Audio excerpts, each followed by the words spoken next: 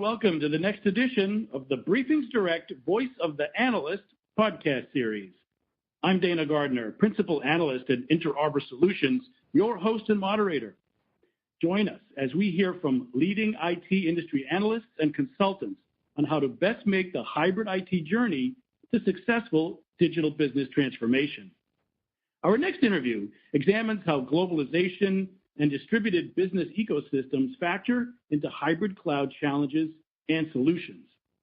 We'll now explore how mounting complexity and a lack of multi-cloud services management maturity must be solved in order for businesses to grow and thrive as global digital enterprises. Here to report on how international companies must factor localization, data sovereignty, and other regional factors into any transition to sustainable hybrid IT is Peter Burris, Head of Research at Wikibon, and he's based in Palo Alto, California. Welcome, Peter.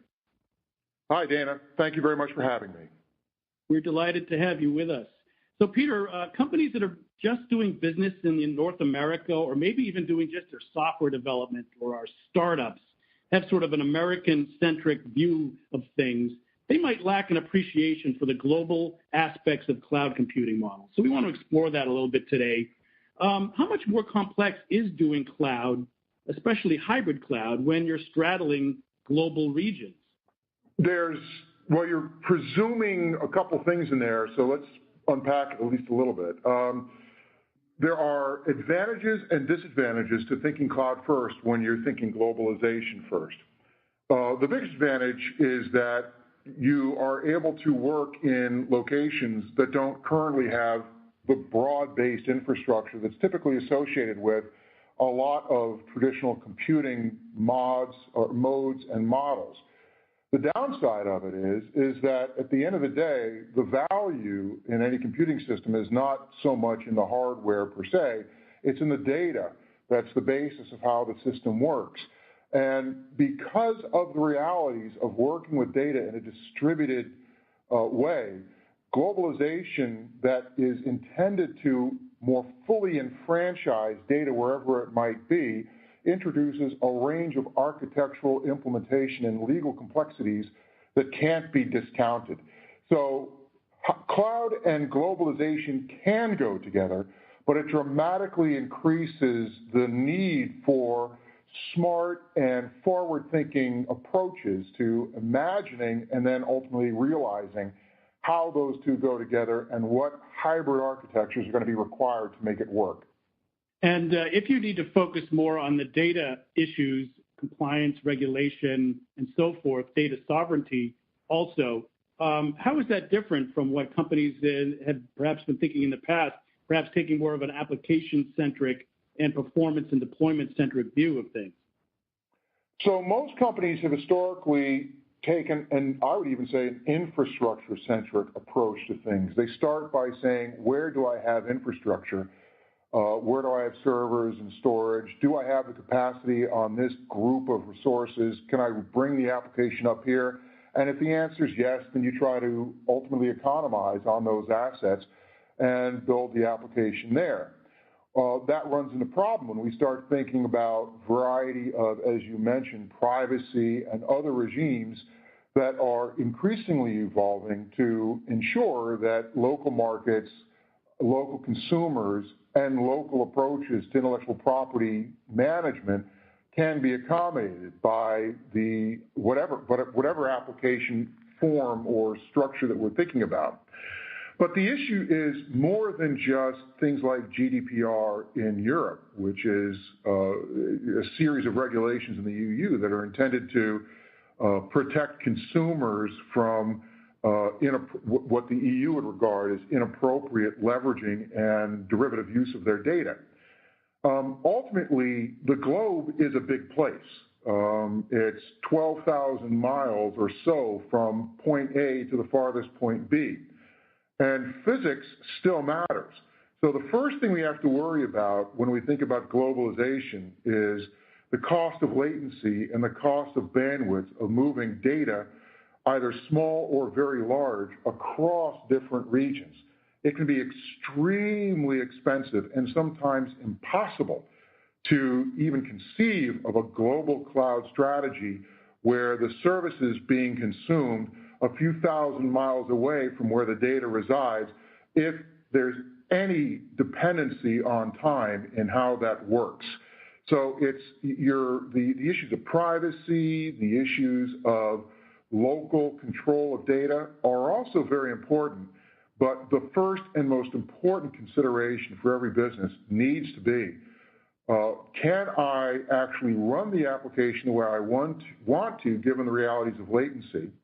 And number two, can I run the application the way I want to, given the realities of bandwidth, which, as anyone listening to this probably knows, can completely overwhelm all other costs for data-rich, data-intensive applications over distance.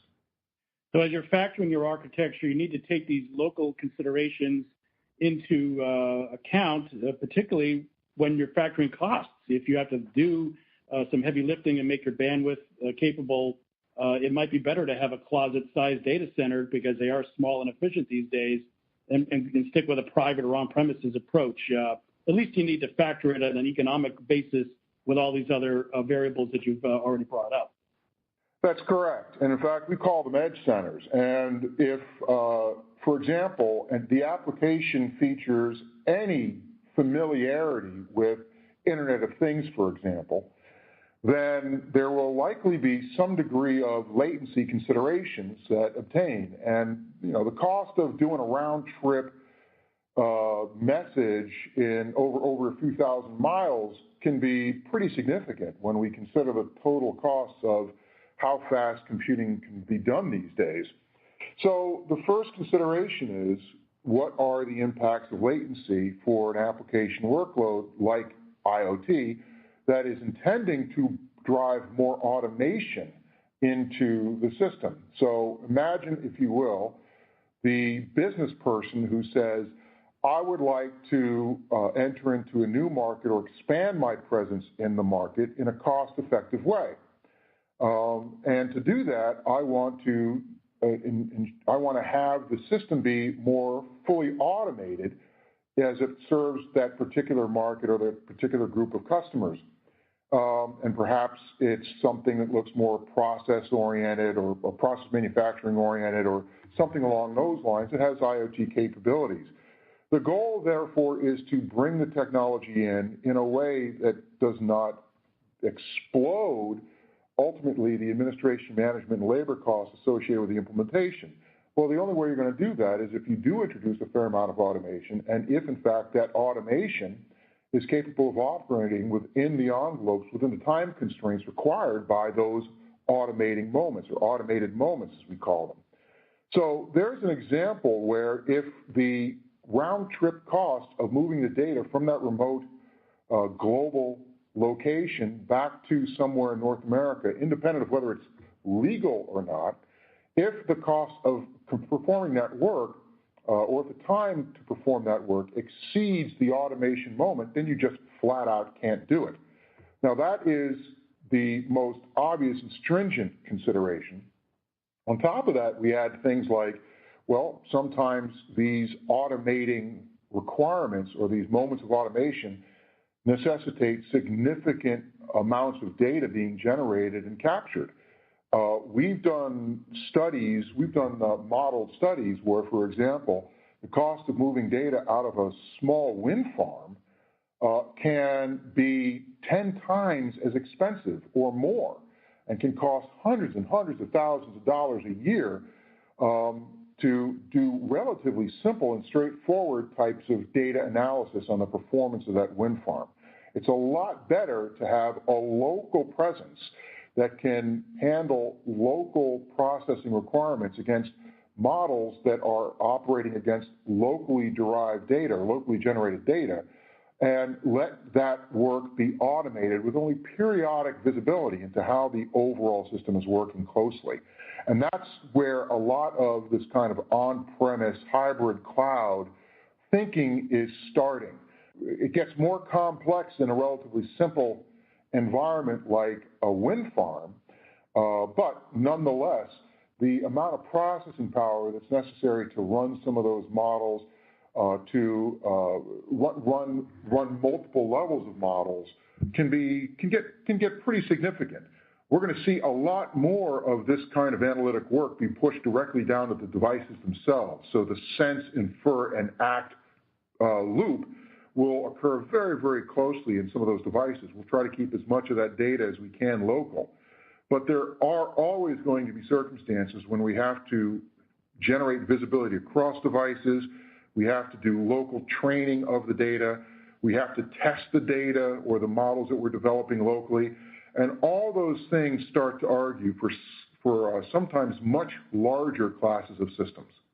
Right. It's a fascinating subject as to what to push down to the edge, given that the storage costs and processing costs are down and the footprint is down, and what to then use the public cloud environment or infrastructure as a service environment for.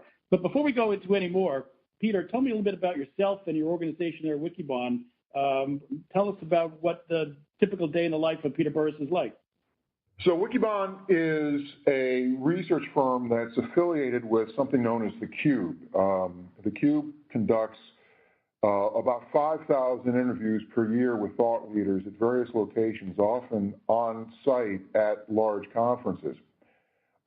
I came to Wikibon from Forrester Research, and before that I'd been a part of Meta Group, which was purchased by Gartner, so I have a long-standing history in this business. I've also worked within IT organizations and also worked inside technology marketing in a couple of different places, so I've been around. Wikibon's objective is to help large enterprises, well, mid-sized to large enterprises, traverse the challenges of digital transformation.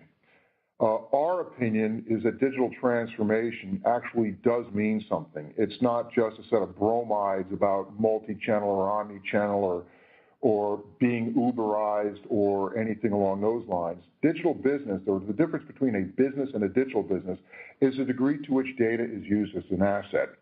In a digital business, data absolutely is used as a differentiating asset for creating and keeping customers. So we look at the challenges of what does it mean to use data differently, how to capture it differently, which is a lot of what IoT is about, how to turn it into business value, which is a lot of what big data and these advanced analytics like AI and machine learning and deep learning are all about. And then finally, how to create the next generation of applications that actually act on behalf of the brand with a fair degree of autonomy, which is what we call systems of agency are all about. And then ultimately how cloud and historical infrastructure are going to come together and be optimized to support all those requirements. So we're really looking at digital business transformation as a relatively holistic thing that includes IT leadership, business leadership, and crucially, new classes of partnerships to ensure that the services that are required are appropriately contracted for and sustained, and can be sustained as they become an increasing feature of any company's value proposition. So that's what we do. All right, so we've talked so far about the tension between public and private cloud in a global environment, sort of through speeds and feeds and technology. I'd like to elevate it as well to the issues of culture, politics, and perception, because, you know, in recent years with offshoring and looking at intellectual property concerns when you're working in other countries, the fact is that all the hyperscale cloud providers are U.S.-based corporations. There's a wide ecosystem of other second-tier providers, but certainly in the top tier. Is that something that should concern people when it comes to risk in companies that are based in other states, other political organizations? What's the level of risk when it comes to putting all your eggs in the basket of a company that's U.S.-based? Right. So there's two perspectives on that, but let me add one more just check on this. Alibaba clearly is one of the top tier, and they're not based in the U.S., and that may be one of the advantages that they have. So I think we're starting to see some new hyperscalers emerge, and we'll see whether or not one will emerge in Europe. I had gotten in a significant argument with a group of people not too long ago. I tend to think that the political environment almost guarantees that we'll get some kind of scale in Europe for one, but we'll see. So if you're a U.S. company, our are you concerned about how intellectual property is treated elsewhere? Similarly, if you're a non-U.S. company, are you concerned that the U.S. companies are typically operating under U.S. law, which increasingly is demanding that some of these hyperscaler firms be relatively liberal, shall we say, in how they share their data with the government? So I think that this is going to be one of the key issues that influence choices of technology over the course of the next few years. Let's start here, Dana. Let me observe. We've kind of talked about a couple of them. We think that there are, to start, three fundamental concerns that every firm's going to have to worry about. I mentioned one, and those are the physics of cloud computing. That includes latency, and I guess we could also throw bandwidth in there, although as one computer science professor told me years ago, latency is the domain of God and bandwidth is the domain of man. So we may see bandwidth costs come down over the next few years, but let's just lump those two things together because they are physical realities that have to be attended to. The second one, as we talked about, is the idea of privacy and the legal implications of the legal regimes that also are relatively inviolate, even though, again, they are definitely the purview of people. The third one is your intellectual property control and concerns. And this is going to be an area that has that faces enormous change over the course of the next few years. And is really where, in conjunction with legal questions, where contracting and business practices and ultimately better understanding of the value of data have to mature dramatically before we can really answer those questions. So from our perspective, a U.S. firm that wants to operate in a location that features a more relaxed regime for intellectual property concern absolutely needs to be concerned. And the reason why they need to be concerned is data is unlike any other asset that business has worked with. Virtually every asset follows the laws of scarcity. Money, you can put it here or you can put it there. Time, people, you can put here or you can put there. That machine can be dedicated to this kind of wire or that kind of wire. So scarcity is a dominant feature of how we think about returning or generating returns on assets. Data is weird, though, because data can be copied. Data can be shared. Indeed, the value of data appreciates as we use it more successfully, as we use it more completely, as we integrate it and share it across multiple applications.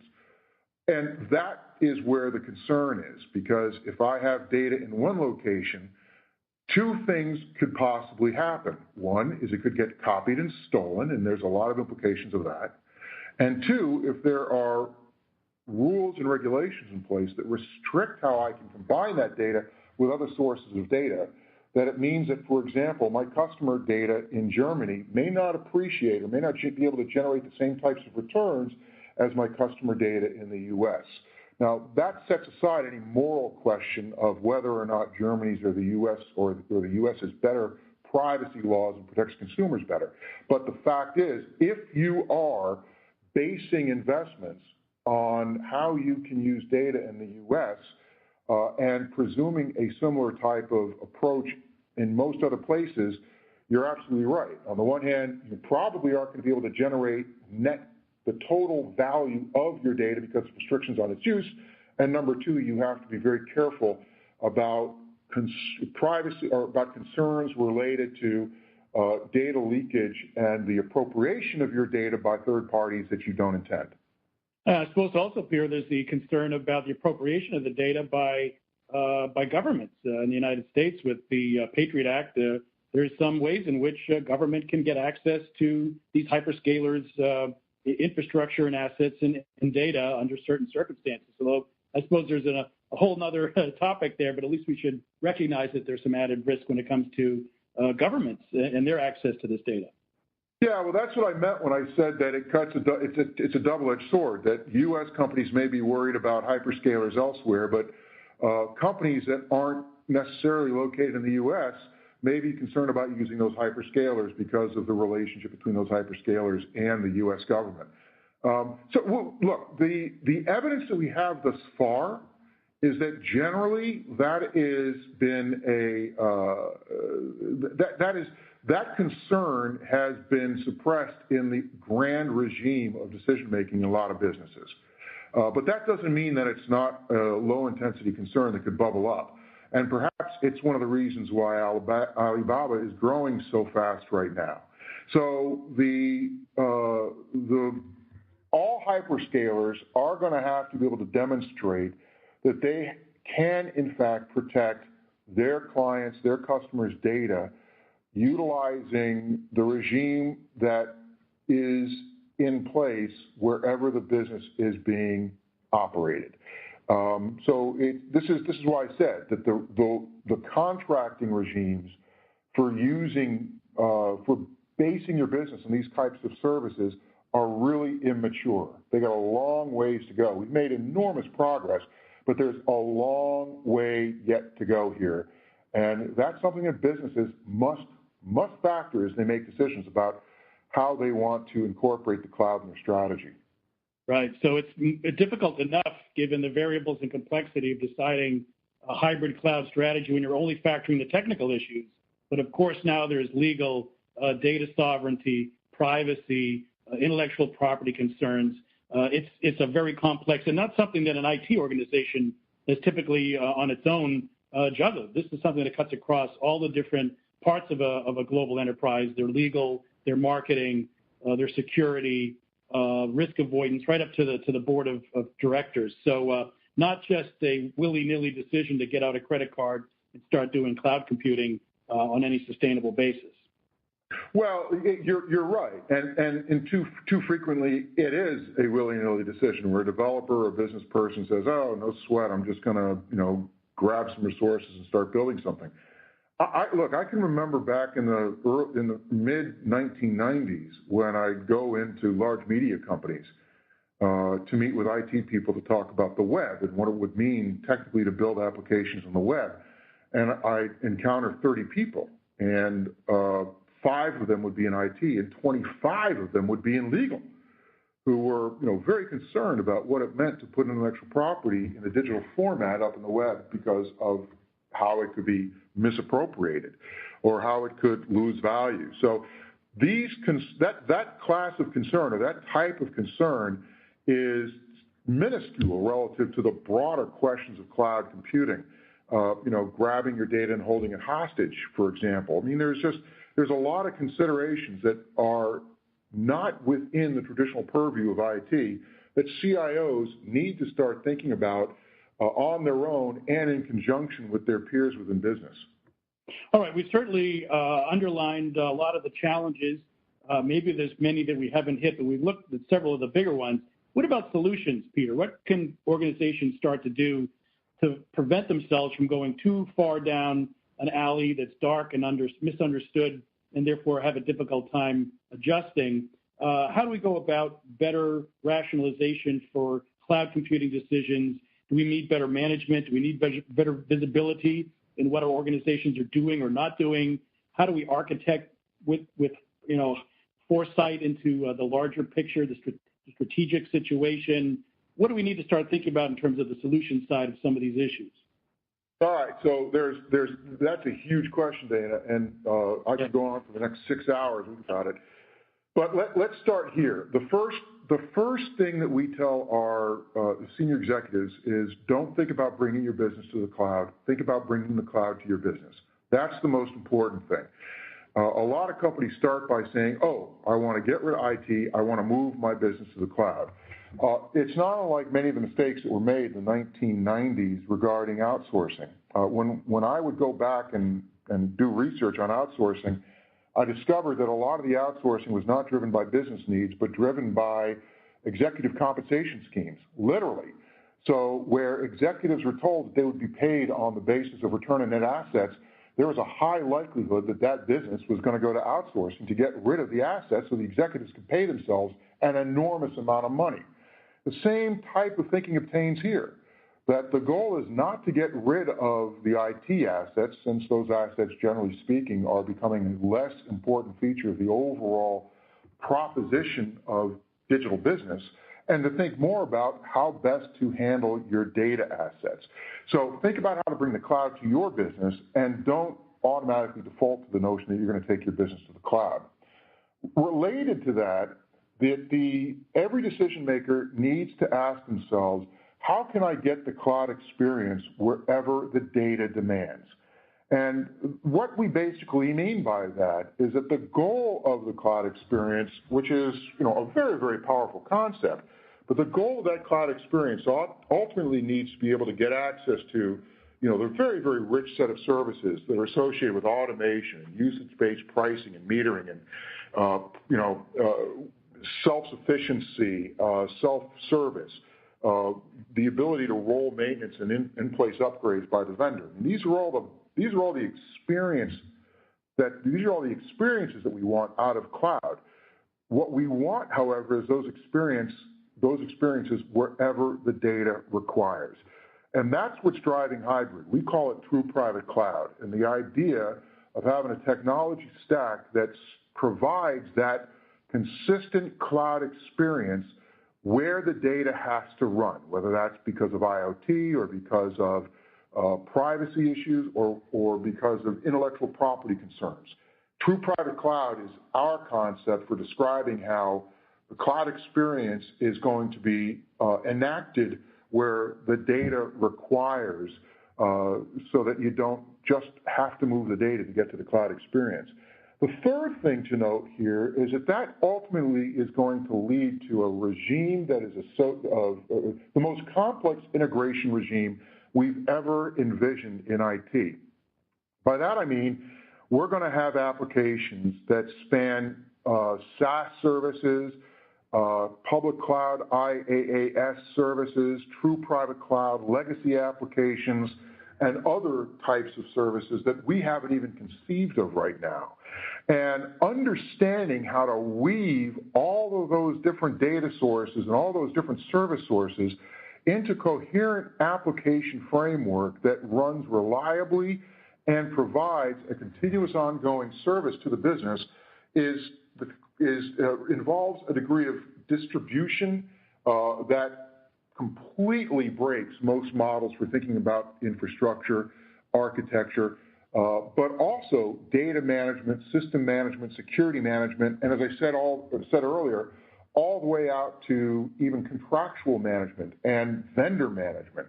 The arrangement of resources for the classes of applications that we're going to be building in the future are going to require deep thinking. And that leads to the fourth thing that I would say is that increasingly the metric that we're going to use from a cost standpoint is time. As the costs of computing continue to drop, and they will continue to drop, and the cost of bandwidth, well, we can presume that they're likely to drop as competition for bandwidth heats up. It means ultimately that the fundamental determinant or cost determinant will be how long does it take this application to complete, or how long does it take this transaction to complete. And that's not so much a throughput question as it is a question of I have all these multiple sources that each on their own are contributing some degree of time to how this piece of work finishes, and can I do that piece of work in less time if I bring some of the work, for example, in-house and run it close to the event. So this question, this relationship between increasing distribution of work, increasing distribution of data, and the role that time is going to play when we think about the event that we need to manage is going to become a significant architectural concern. The fifth one that I note is that really places an enormous effort or enormous strain on how we think about backing up and restoring data. Backup restore has been an afterthought for most of the history of the computing industry.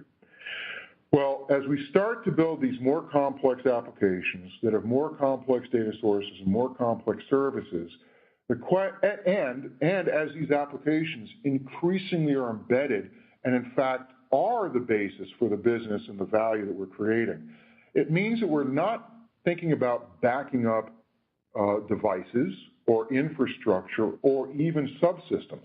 We're now thinking about what does it mean to back up, but even more importantly, applications and even businesses.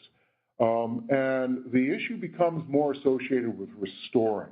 How do we restore applications in business across this incredibly complex arrangement of services and data locations and sources? So I just listed 5 that I think are going to be very important. We haven't even talked about the new regime that's emerging to support application development and how that's going to work, the role that data scientists and analytics are going to play in working with application developers. We could go on and on and on. There's a wide array of considerations, but I think all of them are going to come back to those 5 that I mentioned. Yeah, appreciate that. That's a really excellent overview. Now, one of the common themes that I keep hearing with you, Peter, is that there's this a great unknown about the degree of complexity, the degree of risk, that there's a lack of maturity and there's a lack of precedent, that we really are venturing into unknown territory in creating these applications that draw on these resources and assets and data from these different vantages, different cloud and other deployment models. So it seems to me that when you have that degree of unknown, that degree of lack of maturity, that there's a huge opportunity for a party to come in that doesn't necessarily have a stake in one angle or another in terms of the hyperscalers or even the on-premises world, but that there's an opportunity to bring management, maturity, visibility. Who are some of the players that might fill that role? One that I'm familiar with, and I think I've seen them on theCUBE, is Hewlett-Packard Enterprise with something they call Hybrid IT New Stack. We still don't know too much about it. They've also talked about Cloud 28 Plus, which is an ecosystem of global cloud providers that helps mitigate some of the concerns about a single hyperscale or a handful of hyperscale providers. What's the opportunity for a business to come into this problem set and start to solve it? And what do you think from what you've heard so far about Hybrid IT New Stack at HPE? That's a great question. And the way to answer it, I'm going to answer it in 3 parts. Part number 1 is, if we look back historically and the emergence of TCP/IP killed mini computers. A lot of people like to claim that was microprocessors, and there's an element of truth to that. But the real thing that did the mini computer companies in was they had their own proprietary networks, and when companies wanted to put those networks together to build more distributed applications, the mini computer companies said, yeah, just bridge our network and their network, and that was an unsatisfying, bad answer for the user. So along came Cisco, TCP/IP, they flattened all those mini computer networks, and in the process flattened the mini computer companies. HPE, by the way, was one of the few survivors precisely because they embraced TCP/IP much earlier than anybody else. The second thing I'd note is that to build these more complex applications, and especially applications that do involve capabilities like deep learning or machine learning, increased automation, a lot of the stuff we were talking about earlier, we're going to need the infrastructure itself to make leading use of deep learning, machine learning, and advanced technology in how the infrastructure is managed and optimized and economized on. And that is just an absolute requirement. We are not going to make progress with adding new levels of complexity and building increasingly rich applications if we don't take full advantage of the technologies that we want to use in the applications inside how we run our infrastructure and run our subsystems and do all the things that we need to do from a hybrid cloud standpoint. Now, that means ultimately that the companies are going to step up and start to flatten some of these cloud options that are emerging are going to be companies that have significant experience with infrastructure, really understand the problem, a lot of experience with a lot of different environments. It's not just going to be one operating system or one cloud platform, have a lot of experience with some of these new advanced applications and have both the brain power and the inclination to appropriately invest in those capabilities so that they can build the type of platforms that we're talking about. All this requires I mean, there just aren't a lot of companies that can do it. There are a few out there, and certainly HPE with its new stack initiative is one of them that we're especially excited about. As you said, it's new, It's immature, but HPE has a lot of the piece parts that will be required to make a go of this class of technology. So it's going to be one of the most exciting areas of invention over the next few years. We really look forward to working with our user clients to introduce some of these technologies and do innovation with them. It's crucial to solving the next generation of problems that the world faces. Can't move forward without some of these new classes of hybrid technologies that weave together fabrics that are capable of running any number of different application forms. Well, very good. I'm afraid we'll have to leave it there. We've been exploring how mounting complexity and the lack of multi-cloud services management and maturity must be solved in order for businesses to grow and thrive as digital enterprises. And we've learned how global companies must factor localization, data sovereignty, issues around data control, and even intellectual property control if they're going to translate into a sustainable hybrid IT future. So please join me in thanking our guest. We've been here with Peter Burris. He's head of research at Wikibon. So good to have you with us, Peter. I appreciate all your great thoughts. You betcha. Thanks, Dana. And Peter, if our listeners and readers want to follow you and gain more excellent insights, where can they find you online? I am on Twitter. I'm at PLBurris, PLBURRIS. You can always send me an email to peter@siliconangle.com. SiliconAngle is the parent company of Wikibon. That's probably the two best ways to get me. And I'm sure we'll be looking forward to seeing you on theCUBE as well. Absolutely. Okay, also thank you to our audience for joining us for this BriefingsDirect Voice of the Analyst discussion on how to best manage the hybrid IT journey to digital business transformation. I'm Dana Gardner, Principal Analyst at Inter Arbor Solutions, your host for this ongoing series of Hewlett-Packard Enterprise sponsored interviews. Follow me on Twitter at Dana_Gardner and find more hybrid-focused IT podcasts at BriefingsDirect.com. Lastly, thanks for joining. Please pass this content along to your IT community if you found it valuable, and do come back next time.